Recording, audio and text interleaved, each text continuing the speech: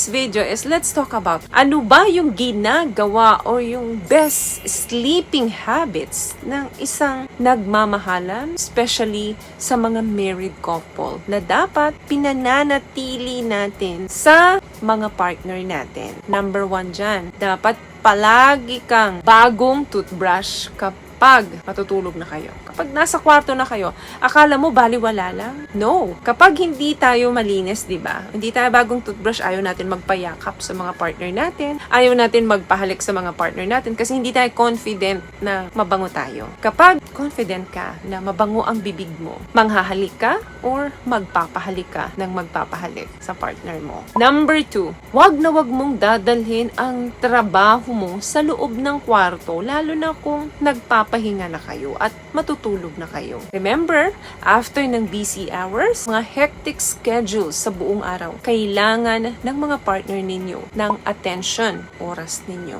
So, mano man lang yung bago kayo matulog, tanggalin na ang lahat ng trabaho, wag nang dalhin sa loob ng kwarto. Pangatlo, kinakailangan i-minimize ninyo yung paggamit ng phones and laptops kapag nasa loob na kayo ng kwarto. Remember, kakasabi ko lang po kanina, your partner needs attention from you. And also, ang kwarto is a sacred place para sa inyong dalawa. Another thing, wear something sexy. Yung mabilis tanggalin, yung mga maninipis na damit, or yung may string lang na pag hinatak ay hubad-hubad ka na agad. And very accessible para kay mister. Pre, yung komportable ka. Or siguro mas maganda kung naked na lang kayo. Best result ang mangyayari. Another thing, ugaliin po natin na bago matulog, humalik doon sa mga partner natin. Hindi man sa kanilang labi, pwede naman sa shoulder, sa forehead, sa hand, sa puwet nila, or kung sa hips, kung saan nyo gusto. Make it a habit. Sa ating mga kababaihan naman, stroke nyo yung mga husband ninyo ng inyong mga gentle touch. Kasi mga finger na yan ay nagbibigay sign ng pagmamahal sa kanila. Another thing,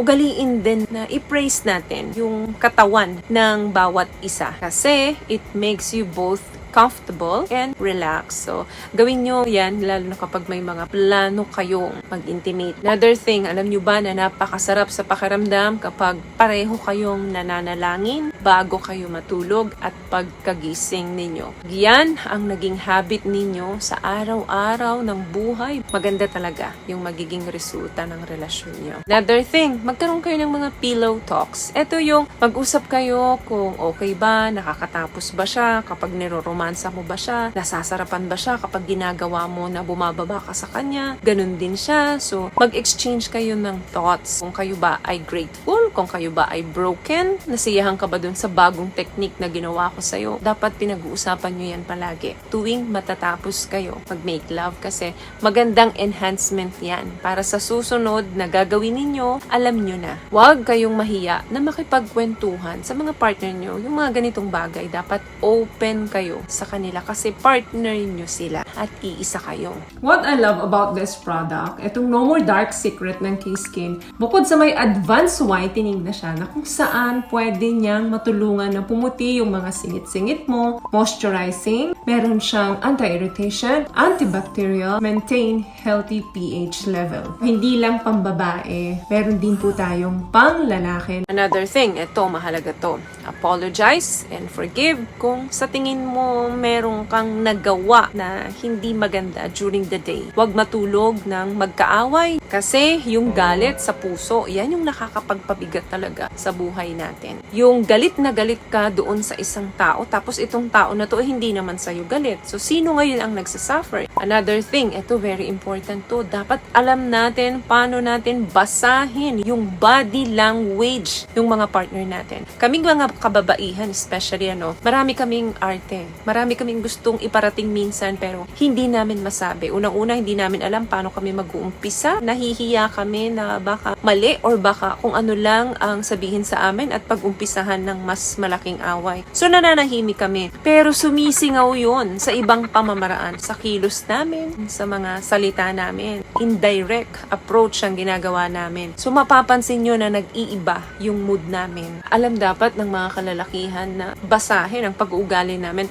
lalo na when it comes to bed. Minsan gusto ng babaeng makipagtalik, pero nahihiya siya na siya yung mag-initiate. Maraming babae na ganyan. Dadaanin na lang nila sa pasangga-sangga, pasipa-sipa. Kunyari, hihiramin yung unan mo, iistorbuhin ka talaga niyan. Hanggang sa ikaw na ang umistorbo sa kanya. Another thing, lagi ninyong sabihin sa isa't isa kung gaano kayo kaimportante sa isa't isa. How much you mean to each other. Your partner never get enough of your affirmation. Huwag kang mag-alala.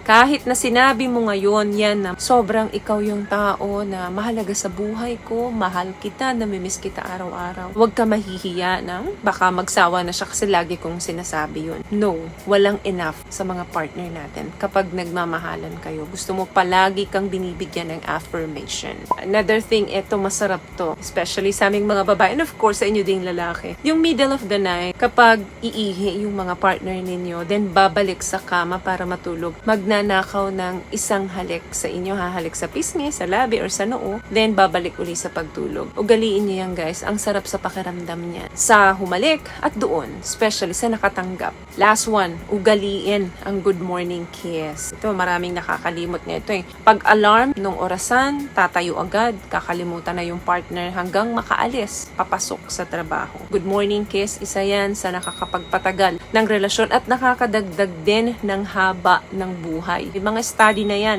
na ang mga lalaki daw na humahalik sa kanilang mga misis bago magtrabaho, ay nadadagdagan ng 5 taon ang buhay. Wala namang masama, di ba, kung gagawin natin ito. Also, kahit na nag-alarm na yung orasan ninyo, nagisingin kayo, magbigay pa kayo ng mga 5 minuto para maglambingan sa kama. So, yun lamang guys ang video natin for today. I hope nakapagbigay po ako ng tips sa inyo. At kung nagustuhan nyo po ang ating video, please give it a thumbs up, comment down below, and also share this video na rin po sa mga kaibigan na sa tingin nyong matutulungan ng video natin. Once again, palagi po kayong mag-iingat at palagi po kayong manalangin. Thank you guys for watching and see you in our next one. Always love yourself and be a blessing. Bye!